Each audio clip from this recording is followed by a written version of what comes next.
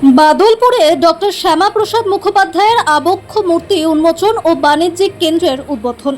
পূর্ব মেদিনীপুর জেলার রামনগর ২ নম্বর ব্লকের বাদলপুর গ্রাম পঞ্চায়েতের উদ্যোগে ভারত রত্ন ডক্টর শ্যামাপ্রসাদ মুখোপাধ্যায়ের আবক্ষ মূর্তির আবরণ উন্মোচন এবং নবনির্মিত ডক্টর শ্যামাপ্রসাদ মুখোপাধ্যায় ভবনের শুভ উদ্বোধন হলো রবিবার। এই উপলক্ষে এক বর্ণাঢ্য অনুষ্ঠানের আয়োজন করা হয়েছে। সকাল ৯টা থেকে বাদলপুর গ্রাম পঞ্চায়েত কার্যালয় প্রাঙ্গণে এই অনুষ্ঠান শুরু হয়। আয়োজকদের পক্ষ থেকে জানানো হয়েছে, ডক্টর শ্যামাপ্রসাদ মুখোপাধ্যায়ের আদর্শ ও জাতীয়তাবোধকে স্মরণ করে তার আবক্ষ মূর্তি স্থাপন করা হয়েছে। পাশাপাশি এলাকার আর্থ সামাজিক উন্নয়নের লক্ষ্যে নির্মিত বাণিজ্যিক কেন্দ্রেরও আনুষ্ঠানিক উদ্বোধন করা হয়। এই উদ্যোগ স্থানীয় উন্নয়নের পাশাপাশি মানুষের কর্মসংস্থান ও পরিষেবা সম্প্রসারণে গুরুত্বপূর্ণ ভূমিকা রাখবে বলে আশা প্রকাশ করা হয়েছে। অনুষ্ঠানে উপস্থিত ছিলেন কেন্দ্র ও রাজ্যের একাধিক বিশিষ্ট ব্যক্তিত্ব, জনপ্রতিনিধি, প্রশাসনিক আধিকারিক এবং সমাজের বিশিষ্টজনদের। রাজ্যের একাধিক বিধায়ক, জেলা পরিষদের পদাধিকারী, পঞ্চায়েত প্রতিনিধি সহ বিভিন্ন প্রশাসনিক আধিকারিকরা।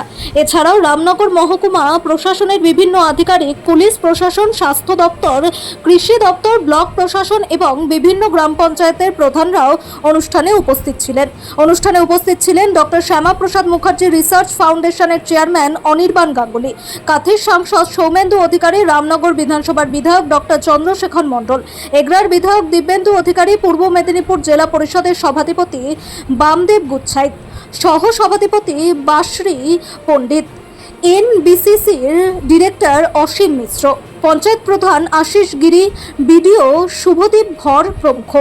আয়োজকদের আশা, এই অনুষ্ঠান এলাকার উন্নয়নের নতুন দিগন্ত উন্মোচনের পাশাপাশি ডক্টর শ্যামাপ্রসাদ মুখোপাধ্যায়ের আদর্শকে নতুন করে প্রজন্মের কাছে আরও সুদৃঢ়ভাবে তুলে ধরবে।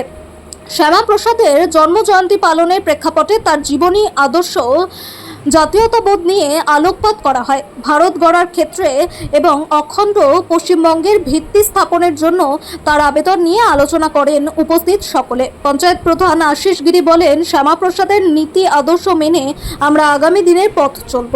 অনুষ্ঠানে বহু মানুষ উপস্থিত হয়েছিলেন।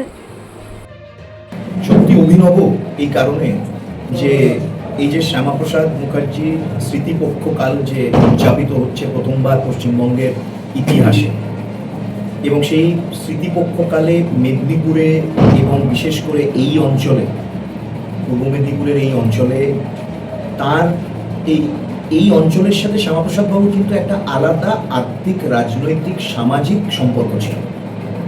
এবং সেখানে আজকে এই বাদলপুর পঞ্চায়েতে দাঁড়িয়ে সবার সমাগম, এখানে যারা এই জেলার নেতৃত্ব স্থানীয়, এখানে বিধায়ক, শ্রদ্ধেয় বিধায়ক আছেন দিব্যেন্দুবাবু, অধ্যাপক চন্দ্রশেখর মণ্ডল বিধায়ক, আশিস গিরি পঞ্চায়েত প্রধান এখানে, এবং সৌমেন্দুবাবু উপস্থিত ছিলেন, অন্যান্যরা। তাদের উপস্থিতিতে বিশাল একটা জনসমাবেশের মাধ্যমে শ্যামাপ্রসাদ বাবুর প্রথম আবক্ষ মূর্তি এখানে উন্মোচিত হলো।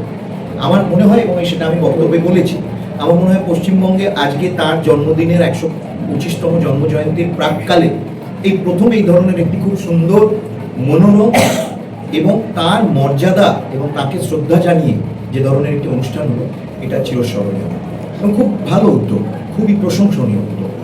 শ্যামাপ্রসাদ মুখার্জিকে নিয়ে আগে তেমনভাবে রাজ্যে তেমনভাবে আলোচনা হয়নি। নতুন সরকার আসার পরে আগামীকাল যেখানে বিভিন্ন স্কুলেও প্রোগ্রাম রয়েছে, রাজ্য সরকারের তরফ থেকে একটি বিশাল মূর্তিরও উদ্বোধন হবে। এই প্রাসঙ্গিকতা কতটা, কিভাবে দেখছেন স্যার? পশ্চিমবঙ্গের মুখ্যমন্ত্রী প্রথমেই ঘোষণা করেছিলেন, তিনি মুখ্যমন্ত্রী হওয়ার কয়েক দিনের মধ্যে তিনি ঘোষণা করেছিলেন যে এক, শ্যামাপ্রসাদের স্বপ্নের পশ্চিমবঙ্গ আমরা গড়ব। দ্বিতীয়, তিনি এই তারকেশ্বর অধিবেশন ২০শে জুন পশ্চিমবঙ্গ দিবস উদযাপিত হবে।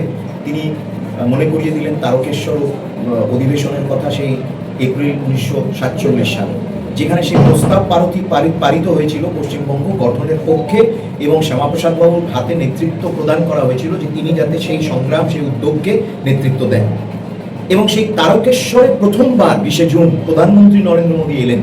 তিনি যে প্রতিশ্রুতি দিয়েছিলেন পশ্চিমবাংলার মানুষকে, সেই প্রতিশ্রুতি পূরণে তিনি যে অঙ্গীকারবদ্ধ, সে কথা তিনি মানুষকে জানালেন, এবং পশ্চিমবঙ্গের মুখ্যমন্ত্রী সেখানে উপস্থিত ছিলেন। সেই ঐতিহাসিক দিন, পশ্চিমবঙ্গ দিবস থেকে শুরু করে এই গত ১৫ দিন, সারা ২৩শে জুন থেকে সারা রাজ্য জুড়ে যে ধরনের বিভিন্ন শিক্ষা প্রতিষ্ঠান, সামাজিক প্রতিষ্ঠান, সমাজ স্বতঃস্ফূর্তভাবে শ্যামাপ্রসাদ বাবুকে স্মরণ করছে, আমার তো মনে হলো যে এত বছর চেপে ছিল এই জিনিস, দাবিয়ে রাখা হয়েছিল, তারা স্মরণ করতে চাইছিল, সাধারণ মানুষ তাকে শ্রদ্ধা করে, তাকে ভালোবাসে। আজকে সেই পরিবেশ, সেই পরিস্থিতি তৈরি হওয়াতে মানুষ এগিয়ে এসছে, এবং সেই জন্যই 125 ফুট যে মূর্তি পশ্চিমবঙ্গের মুখ্যমন্ত্রী ঘোষণা করেছেন, এ শুধু মূর্তি না, এ পশ্চিমবঙ্গের প্রতীক, বাঙালির ভবিষ্যতের প্রতীক, বাঙালির বর্তমানের প্রতীক, বাঙালি যা হতে চায় এবং বাঙালি পশ্চিমবঙ্গকে যেখানে দেখতে চায়, এই শ্যামাপ্রসাদ বাবুর মূর্তি কিন্তু তার প্রতীক। আমার মনে হয় যে আমরা খুব ঐতিহাসিক কালে, এই ঐতিহাসিক কালের কিন্তু সম্মুখীন হয়ে আমরা এই একটা ঐতিহাসিক সময় উইটনেস করছি। এবং এতদিন দাবিয়ে রাখা হয়েছিল শ্যামাপ্রসাদ বাবুকে, তার লেগাসিকে একেবারে সরিয়ে রাখা হয়েছিল, মানুষকে জানতে দেওয়া হয়নি। বামপন্থীরা, তৃণমূল কংগ্রেস, তারা একেবারেই মানে ইতিহাসকে সম্পূর্ণভাবে বিকৃত করে এবং সিলেক্টিভ ইতিহাস পরিবেশন করেছিল, যাতে মানুষ জানতে না পারে শ্যামাপ্রসাদকে। এখন বাদ ভেঙে গেছে, মানুষ জানছে। নতুন সিলেবাসে কি আচ্ছা, অবশ্যই নতুন সিলেবাসে রয়েছে। জিরাটে কালকে আপনারা দেখবেন ইতিমধ্যে মুখ্যমন্ত্রী ঘোষণাও করেছেন।